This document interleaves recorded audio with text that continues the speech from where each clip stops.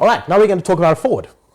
It's Alan Will. It is. Or is it Will and Al? It's Alan Will this time. You said Alan Will. Will There and we Al go. last time. Did I? Okay. Yeah, okay. So you this have a my better turn memory back than I again, do. yeah. Ford Active EcoSport. EcoSport Active. So it's Not the Active EcoSport. 9-year-old version of the EcoSport drabbed in 2024 garb, Yeah. basically. Look, it's I'll start by saying immediately, this is a great example of taking an aging package, Refreshing it. giving it a great refresh, Yeah. and also, in the particular case of the ones we drove at the launch, Yeah. of saying we're going to go bold with the colors. We're almost going to go garish with the colors. Almost, right? What was that orange color that they referred to? They referred to it almost as a yellow. They called it yellow. What was But it? Something yellow. It's not. It's a burnt orange. Yeah, I know. And it's wonderful. I loved it. I know. Love the color. If I bought an EcoSport Active, Yeah, that's the it color. would be that color or nothing. Yeah, with the black roof. 100, all two-tone. Correct. Yeah. Yeah, No, there's just no discussion on the matter about that. But now, we're talking about a winning package. Don't change just make it look more modern. I mean, they've up-to-date. sold something like 75,000 Yeah. EcoSports in South Africa in under 10 years. Suddenly, when you look, they're everywhere. Yeah, and you know what is besides that number? Yeah, What was impressive was when they were quoting numbers to us. yeah. The fact that they are selling more. The monthly figure at the moment is probably about the highest it's ever been Of EcoSports. of EcoSports. Yeah. Wow. I think they're still doing seven. I missed that part of the Yeah, presentation. no, it's still at a very high number per month, which Okay. means it is still relevant. Well, if they're still selling, more power to them. Yeah. So, all that. It's an EcoSport. Okay. And it has a 1-litre turbo engine in it. And I must be honest, that 1-litre turbo engine, if you drive it with some enthusiasm, it's not particularly fuel efficient. Hang on, if you drive it like a Leadfoot. So if you drive it around town and you point and squirt around town, which kind of actually lends itself to that little engine, because it is quite a willing... It is, it's a lovely 92 kilowatts, 92 and 100 kilowatts, something, whatever. 210 newton There we meters, go. yeah. It's quite a lot of newton meters. It's willing and it's able. So if you just like go, okay, show me what you got, and you do the point and squirt around town, I'm sitting at 9.4. Okay. If I'm doing no braking driving, Yeah. it drops enormously. Okay, now, I've tested that engine many times. Yeah. Over the years. I mean, you can You've imagine. been around a long time, Alan. I know, well, yeah, it's called experience. So there you go. And And I can tell you now that there are going to be very few owners of one of those yeah, who are going to get an overall consumption much under 8 liters per 100. that was where I thought this car would Okay, be. Yeah. you can do your 5.5 to 6 liter per 100 cruise if you sit on the open road at the speed limit all day long, And you're careful, yeah. and you are careful with it. Yeah. You'll achieve those. Yeah. But get into town, get into traffic. If you do better than 8, you've done well. incredibly well. It's going to run at 8 to 8.5 for 95% of owners. It's interesting that it's still just a 1-litre 3-cylinder turbo. Yeah. Blows my mind. But just take into account that engine, which has been around for a while now, Yeah. won World Engine of the Year Should. in its category. Obviously, I think 6 years in a row. Yeah, but they've got the ability to configure that engine in multiple specs. So you can adjust the turbos and you can adjust the power outputs, etc., Yeah, etc. yeah. So you can configure it to lower fuel consumptions if that's your There overall. is a 74 kilowatt version of correct. it, but I don't think it helped the fuel consumption all that much because, of course, you're lugging around. it. Yeah, your power to weight ratios, I think, went down yeah, the toilet a bit yeah. there. So So- this is the ideal mix. There is an overseas version that I've read about. Wow. 100 plus kilowatts. It's over, it was either 104 or 110, I don't Yeah. want to say which, but Yeah. apparently I think it's 104. But have yes. stretched it to that, but that never got here. Amazing. So, EcoSport, Yeah. 9 years old, blah, blah, blah. What's interesting to me about this car is it's the first mainstream, Crossover when SUV. I want to say mainstream entry-level Yeah. crossover SUV, that comes with a modem. The Ford Pass Connect. Yeah. This is the beginning. This is where it starts. This is Genesis. Because what that modem does is it allows the car to talk to Ford direct. Yeah. And it allows you to talk to your car direct not direct, via your app. So you can now go via the interweb cloud to your car. Yeah. Which means the remote start function I can apply in Timbuk too. Yeah, look, I don't know if there's a range. Why should there be? If it's internet-based, you can be anywhere. That's the key. Yeah. So up until now, this has been something that has been reserved for the cognoscenti of motoring elites. When you buy your Ferrari and you want to have a problem with, or discuss a problem with the location about your restaurant that you may be going to, or Lexus have it, where you can phone up Lexus and concierge service, yeah. A concierge service, right? BMW brought it out a number of years ago as well, but I don't know how.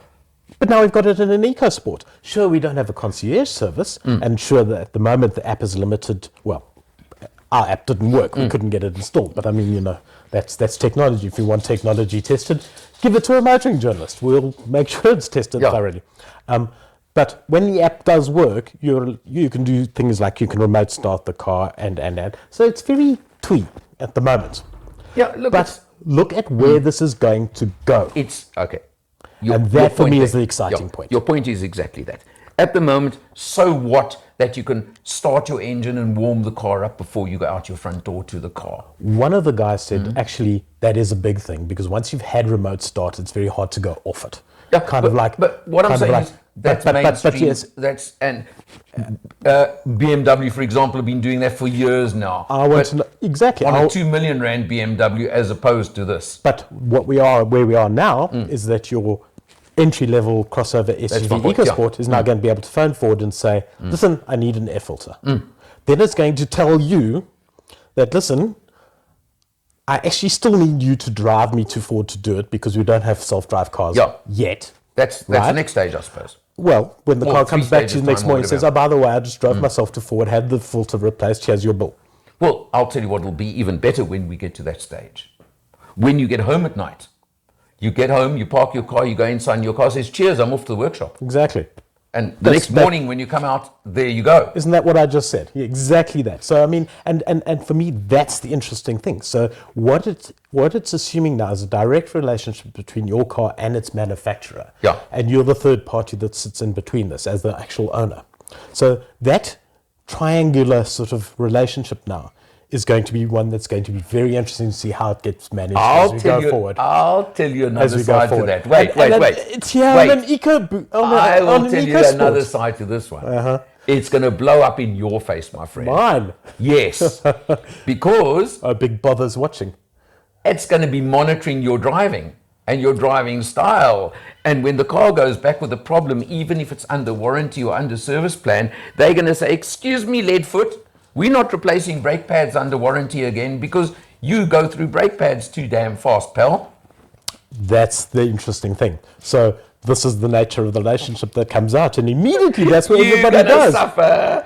That's where everybody goes to, like, how's it going to report back about how you're driving your car? How many times did the pre-collision alert system come in? How many times did you apply emergency braking? Blah blah blah. And then we get to see, how does that compare with everybody else? Because now you've got the access to big data coming through. And the analysis. I said, you're going to suffer, my friend. It's going to be fun. Okay, but now let's go back to the EcoSport Cup. Yeah.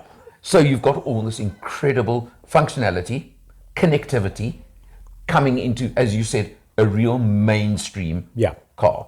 That's the point. Because price $393, just under 400,000. It's not cheap anymore. I mean, EcoSport is not a cheap car. Yeah.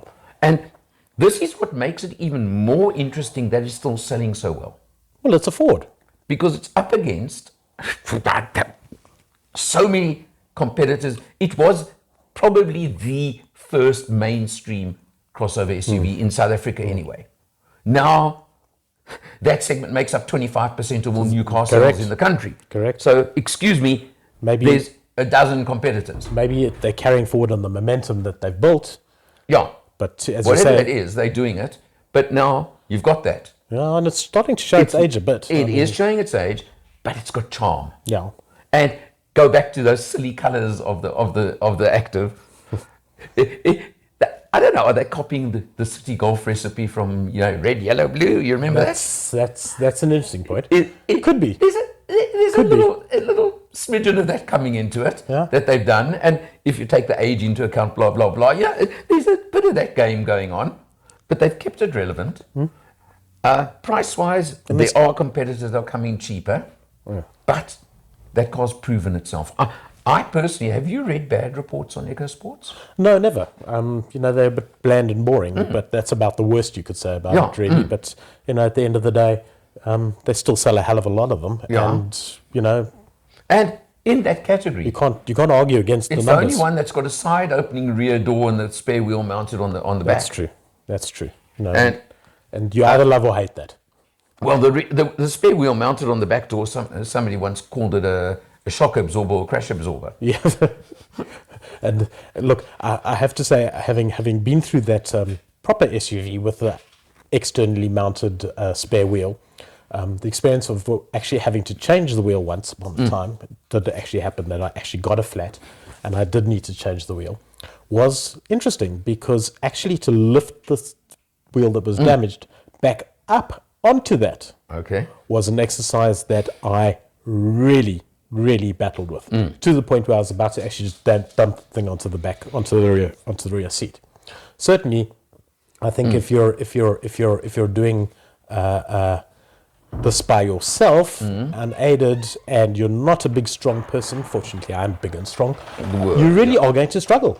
No, look, there is that, but now... But on the EcoSport, obviously, the tyre is much smaller. The wheel and rim is much smaller. But now, do you know that the European model doesn't have the spare wheel on the back?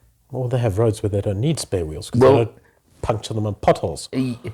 They have, if they have anything, they have a space-saver emergency wheel. Yes. Because Ford, and I do agree, because the boot is not gigantic on the EcoSport. No, it isn't. The compromise of putting a full-size spare wheel under the boot floor, No. you would really be in trouble. No.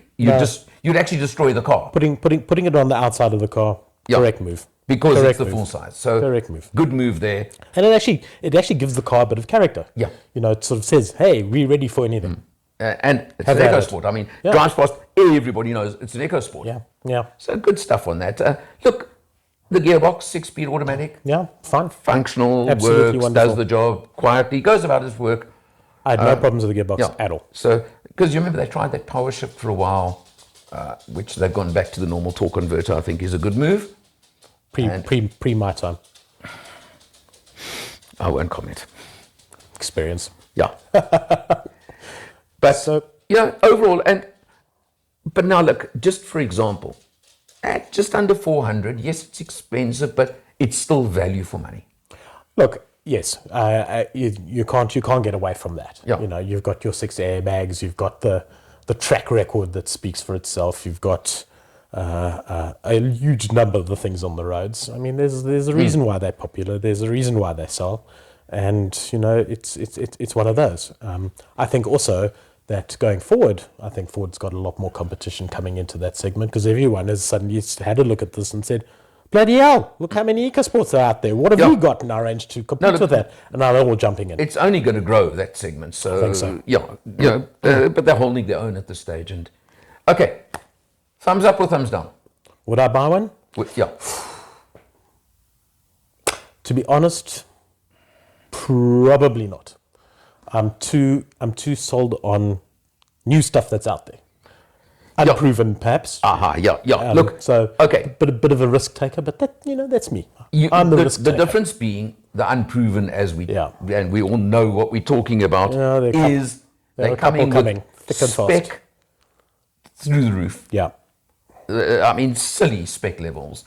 The EcoSport's got the Connect, which is something these guys don't have. Yeah. But they make up for it with all the other bells, whistles, toys, and all the rest. Yeah. And at the same money and less. Yeah. But you're not getting the Ford record, not- you're not getting the history, you're not getting all of those You things. don't have that big blue oval. That's it. So there's always the choice. But I will tell you, you wouldn't have to force me to take an EcoSport Active. Yeah. I would take one willingly if it was offered to me. But it would have to be in that yellow. Okay. The burnt orange. The burnt orange, burnt yellow, orange, yellow. whatever it is, we all know which color we're talking about. It's a good looking car. Yeah. It is That actually a colour makes it, good-looking though. car. Yeah. It definitely does. And remember, that's the one that comes with the 17-inch polished rims. Yep. And I was thinking, polished rims in South African roads, you must be crazy. But on the car, they actually work. They really work. Yeah. All right, so there we have Okay, it. Kind of that's almost there, but It's a good contender. I think that's I it. think it's a solid offering. Yeah. Cool. Nice stuff. Leave it there. Yep. Thanks, Al. Cheers, Will.